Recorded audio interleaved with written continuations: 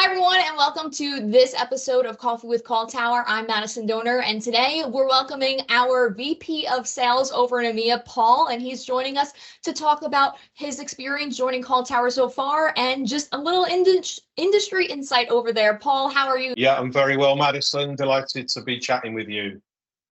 Yes, absolutely. And what time is it over there? You're across the pond. It's early for me, but it's 4:45 in the afternoon. oh, I'm taking up your afternoon. You're so close to being off for the day. I'll always make time for you. Yes, thank you. I love to hear that. So, Paul, tell me a little bit about your experience in the UCaaS, CCaaS industry. How you came across Call Tower, and kind of a little roadmap for what we're doing over there. Yeah, sure. So just a bit of potted history. I joined British Telecom when I was 16 years old. Back then, in the early 80s, mid 80s, not everyone even had a phone line in their house. So I've kind of lived through people having phone lines in their house, into business, into early phone systems, which were key and lamp, to on-prem.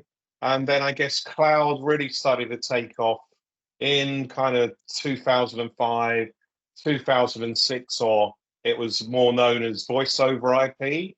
And, originally there was always the fear of losing my data, security, losing control. When you had a on-prem solution, you could manage it and go and tweak it and do moves, adds and changes. So like most entries into new technology, there's always that confidence factor. But now, everyone knows the cloud, everyone embraces the cloud and knows it's here to stay. So I kind of ventured into the cloud vendor world with the likes of Mitel, then RingCentral 8x8, not just in UCaaS and CCaaS, but also for a CRM, a customer engagement platform as well, more recently.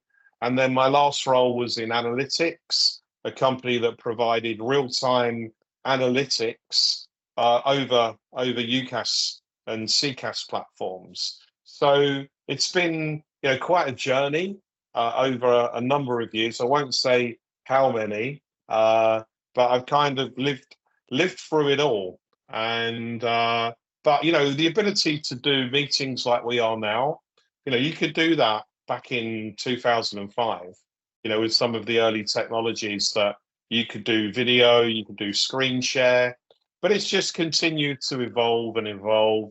And now where Call Tower plays strong is we're empowering those collaboration platforms, the likes of Microsoft Teams, Cisco WebEx, and Zoom. We're empowering that cloud connectivity so you can make phone calls out of those platforms.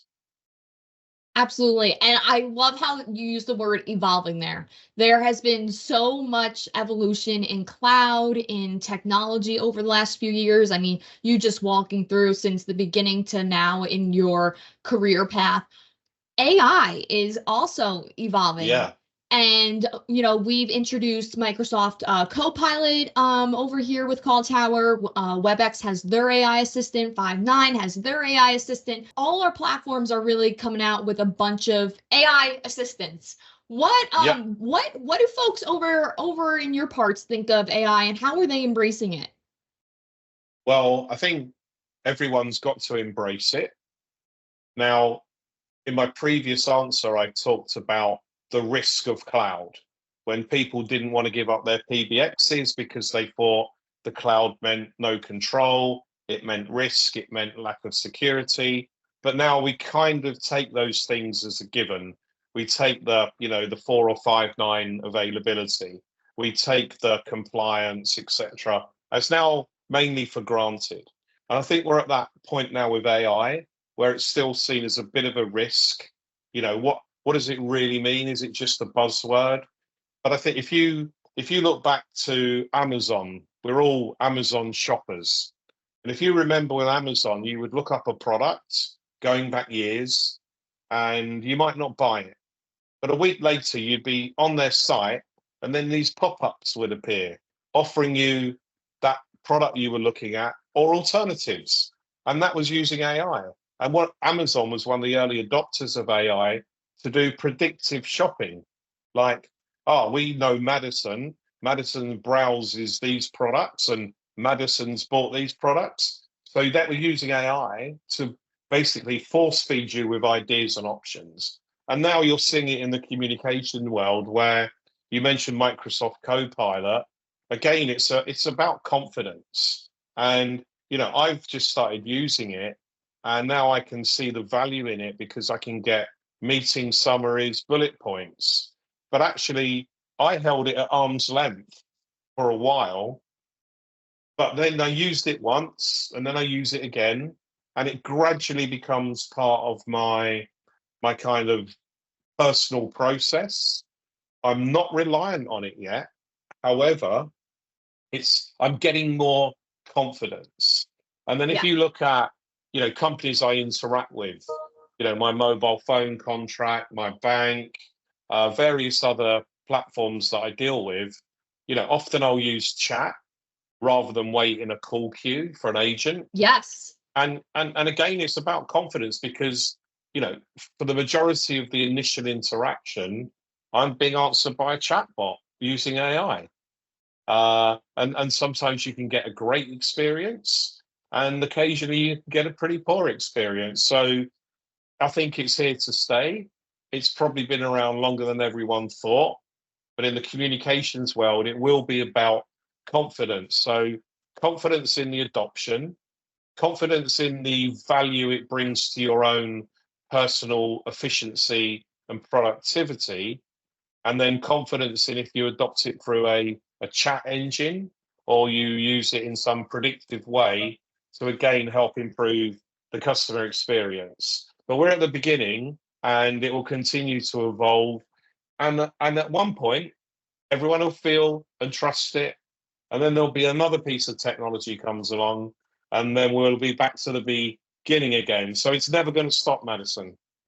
There's always something, right? It's always something. It never stops. Yeah. But I will say, like you said, those chatbots, I think it's really going to be a game changer for a lot of, our CCaaS, our platforms, contact centers.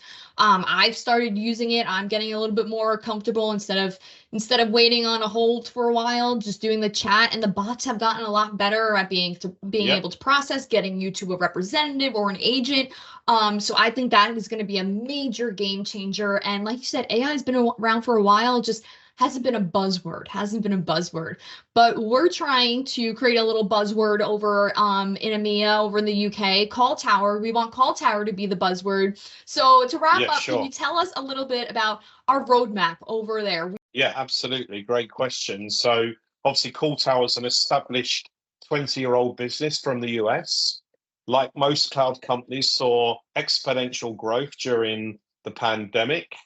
But, we've been very clever by aligning our cloud calling platform into the three major UCaaS and collaboration platforms, Microsoft Teams, WebEx, Cisco WebEx, and Zoom.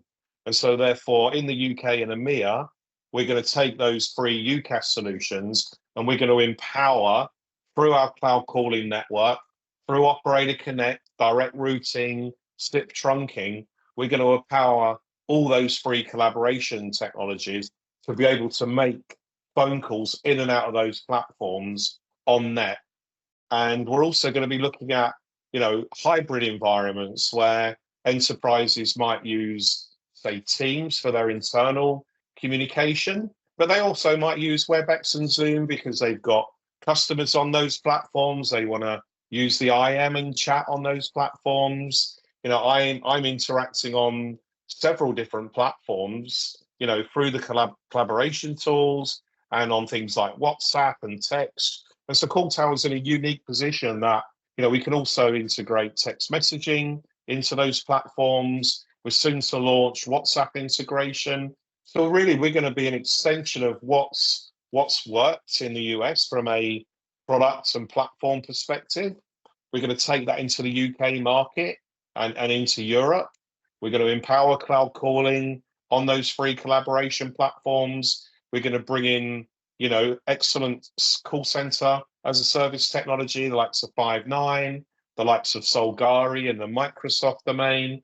So we're kind of taking the best of breed in the technologies, and we're aligning it where's communication driven from now? Now, back in my day, back to when I joined BT, you had to pick up a phone, physically pick up a handset and dial a number, right? Now, you're too young to remember that. And then you could actually, a revolution was when you could pick up the phone and press a button. But you think now, most of the people leaving universities, leaving college, they don't pick up any type of handset. They just literally click something on a screen to make a phone call. And actually, they'll probably do a chat first before they even make a phone call. So we're kind of bringing all that together, empowering it with our cloud calling platform. And then we're going to take that to market through channel in UK and in Europe, working with the significant distributors, working with the master agents, working with the channel partners, the channel resellers, so they can go out and sell an end-to-end solution to an end user, knowing they've got the confidence of CallTower behind them, the experts in voice. Absolutely. We're giving them the best of breed options and all the options possible. There you go. You nailed it. Thank you so much for joining me today, Paul. And any partners or anyone watching, if you're interested in doing business with us in Europe, feel free to reach out, shoot us an email. We're happy to connect you with Paul and get the business going. Thanks so much again, Paul. I appreciate it. And watch this space. We're soon going to have some magnificent people joining the team here in the UK and EMEA. Thank you, Madison, for having me.